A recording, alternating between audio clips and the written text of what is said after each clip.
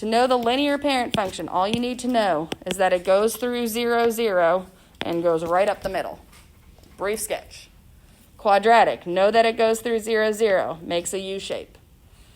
Cubic, know it goes through 0, 0, makes an S shape. Square root's a little bit different. Know that it starts at 0, 0, and goes to the right. Absolute value starts at 0, 0, V shape. The rational one may be the one of all of them that you don't know. So if anything, I would make sure you know this one. This is called the rational parent function. Okay? And it doesn't ever touch the X or the Y axis. It makes that like curve shape and just gets real close to the axes without touching them. Now, what's the point of knowing these? Because you can graph basic graphs without using your calculator, without needing to know a whole lot about them. Now, you also do have your calculator, so you can check on that. But I kind of want to prove the point today that sometimes your calculator would take more time than just knowing some of this. For example, example 1 here. I'll show you just how easy this is. Of those 6 parent functions, which one does this one go with? It's the little S shape. This is a cubic. How do you tell? Because of that. Do we remember any of the basic transformations, like from the inside, outside? Right one. Okay. Exactly. Good. So transformations. Let me just go through a list of them real quick for you so that you know. If there is something, I'll just do a generic function. F of x minus h plus k. The inside is the right, left shift. The k is the what? Up, down. Okay. If you put a number out front, the a, anyone remember what that does? I do. It's the slope. It's like the slope. We call that a vertical stretch.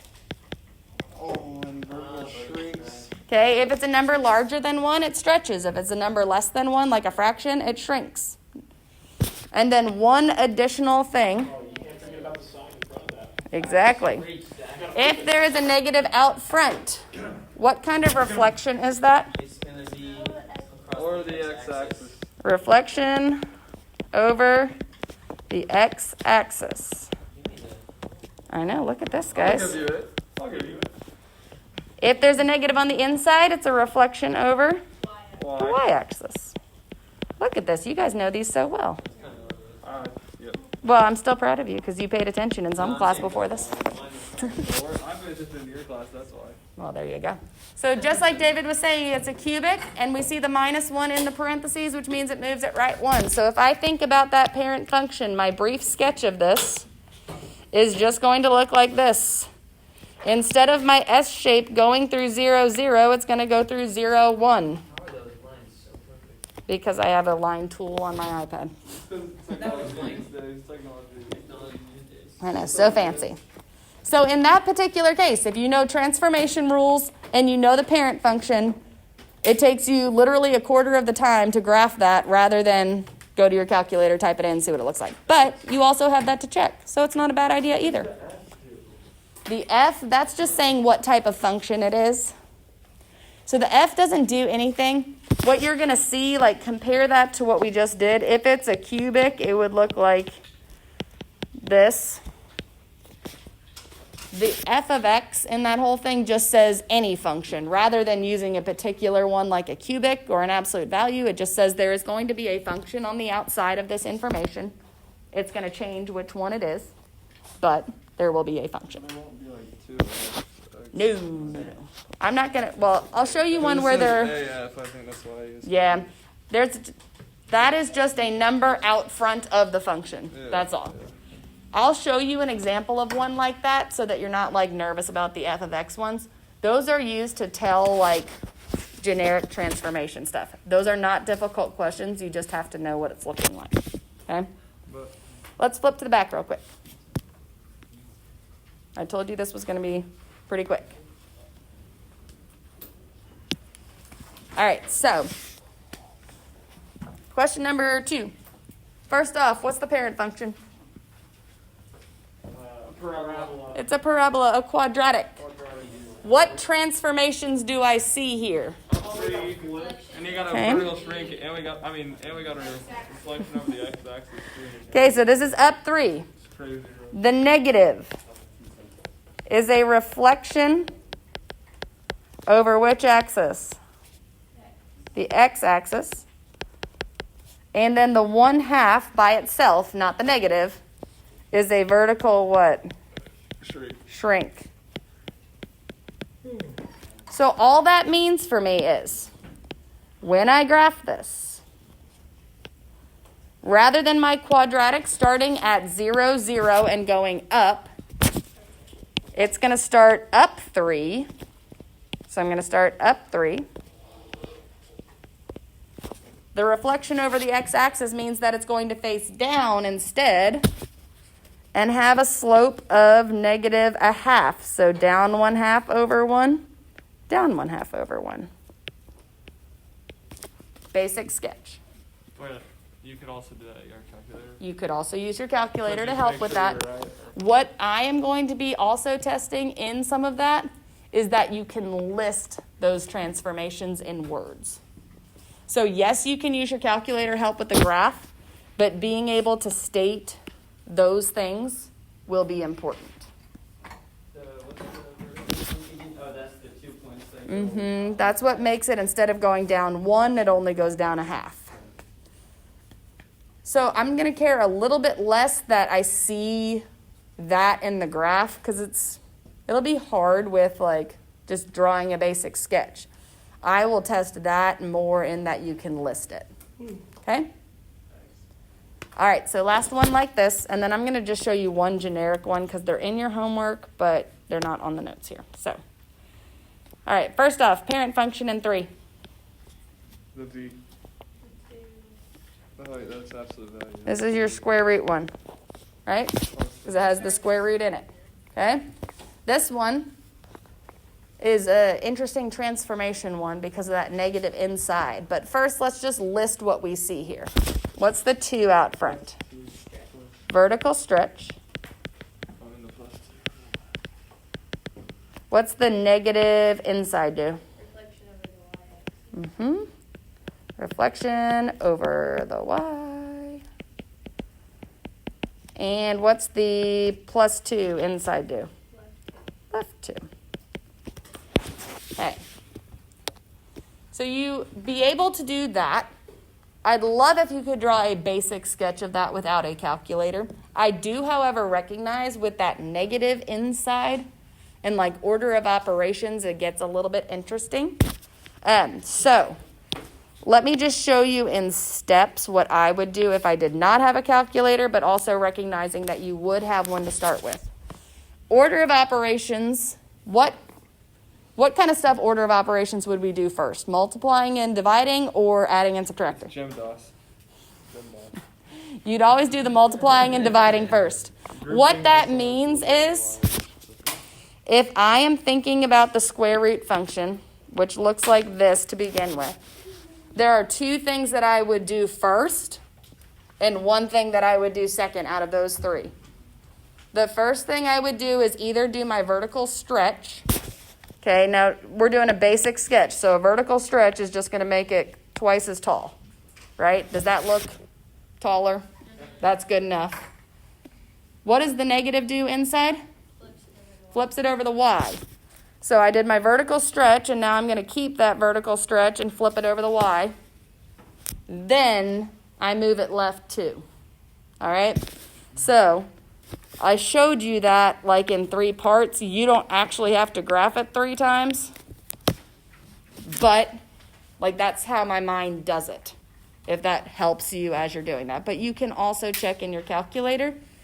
The things that I find the most helpful about that is knowing where it starts. Like I know it starts at -2 because of the left 2. The stretch and the reflection, a little bit less, but yeah. If it was, if the negative was inside the parentheses, would it be reflection over the x-axis? If the negative was out front of the 2 in the front. But if it's What if it says negative x plus 2?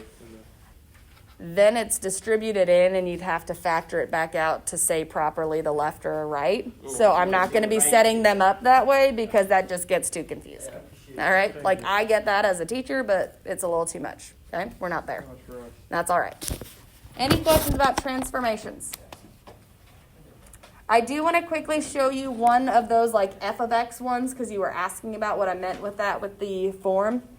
Using exactly the same transformations that you see here in the square root one, a great question to test if you actually know what the transformations are would be something like this. We all get freaked out by that f of x thing. But what's the only thing that I changed from the equation we had in example 3? I took out the what? The square root. This is called a generic function because you're not told what the parent function is. I'm not telling you it's a square root or a cubic or a squared or any of that. I'm just telling you there is a generic function, f of x. Oh, gosh. Okay? It doesn't matter what it is. Don't get freaked out about the f being in here. The f is there as a placeholder instead of a square root. The square root's in that one. The cubed is what told you it was a cubic. The squared is what told you it was an x squared. This is just saying we have a function. What is being done to this function? A vertical stretch of 2, a reflection over the y-axis, and it's going left 2. The f is a placeholder. It is not a multiplication thing. It is not anything complicated. It's saying we have a function. Done. So you're not going to ask us to write that, right? Not to write that, but I could say, here is this. Tell me what transformations are being You done. don't have to graph it. No, you would never have to graph it Yeah, because you 'cause don't know what it is. function it is. Right. So what I'm saying is this is a great one for me to test if you know what the transformations are without graphing. Could you go over like if you do the f of x equals 1 over x, like how those transformations work? Again, is it the bottom that moves left and right? And Yes, let's talk about that. Good. Yes, because there is one on your homework. Let me make up a good rational one here for you. Can you do number 2 and 3? I'm not even trying to get into that. No, I'm just going to, what are they? Number 2 is like a easy one, but number Okay. 3, I do not understand. Well, 3 is a great one that I would understand it's a rational. So it's those loops, but I would look at it in a calculator. You can just graph it? Mhm. Oh. Yeah. Plug it in. For your rational one, the basic rational setup would be, I'm going to use the same letters as I used in the other ones. So the minus h happens on the bottom. So this on a rational is your left and right. The k at the end is still your up and down. The reason we put the a on the top is because that's where, if there was a vertical stretch, it would multiply by the 1 that's there. So really, you're going to see the vertical stretch up there. So honestly, on 3 on your homework for this, that's really what you're seeing. Only it's that whole 2/3 that is like the vertical stretch, because they would never put the 2/3 up on top by So itself. is that a shrink? It's a shrink, yep. But for like 3, I would know it's rational, but graph it in my calculator, honestly. Is that correct for number 3? Give me And I don't think you used parentheses, because the x should be on the bottom of the fraction, and I don't think you did that. Okay. The last thing we're going to talk about is 2.8, which is very similar to 2.6 in that it has multiple variables. It's not a difficult thing. It's just knowing what you're plugging in where. That's all. All right, so last and not least, 2.8. These are super easy. You just have to know what you're looking at. Usually, we have a function that just has x, and so if it says f of 1, you're plugging in 1 for x. Well, look at example 1. You have a function with both x and y. So if it says a, and then in parentheses, 1 comma 1, what are they telling you to do? Plug in 1 for x and 1 for y. Look at that. Super easy. So, a of 1 1 means I plug in this for x and this for y. So go to your equation, plug in 1 for x, 1 for y. What do I get? 2. 2. Yay. Yes. Let's use the same thing, a of 2 comma 3. What goes in for x? Oh. 2. What goes in for y? What's my answer? Oh, I don't know. 5. Okay, this is a lesson in don't be worried about notation sometimes. It looks scary, it's not. Okay, so if you look at example 2, what's it telling you to do? Take the function that you're given, plug in what? 2 for x and 3 for y. All right, so let's look at what that looks like. How many of these kind of questions do we want on the test? Everyone. Whoops, you're lost?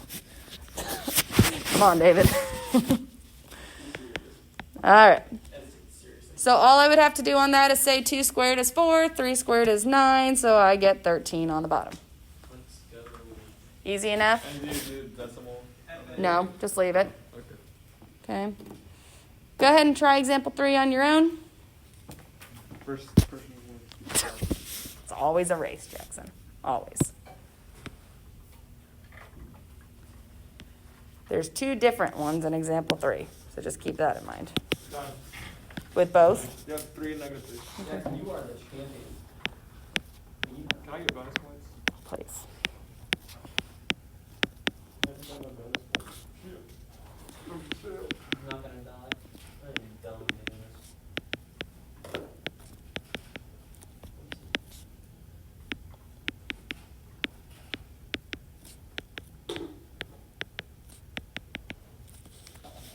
this. Easy enough for those? This has one small additional step in example 4. Z squared is equal to x squared plus y squared. Find z when x is 3 and y is 4. All right, so I don't know what z is. I do know x is 3. Y is 4. I would go ahead and simplify. Remember, your order of operations means I should do the exponents on the right first, then add them together. So 3 squared is 9, 4 squared is 16. When I add them together, I get what? 25. Now, just be careful on this, because when you are solving for z, what do you have to do? Square root and plus or minus. So there are 2 possible answers for z. Easiest lesson we've done the entire chapter. Is there anything on the back there? No, just the homework. All right. I'm done with my lesson for today. Short, sweet, done.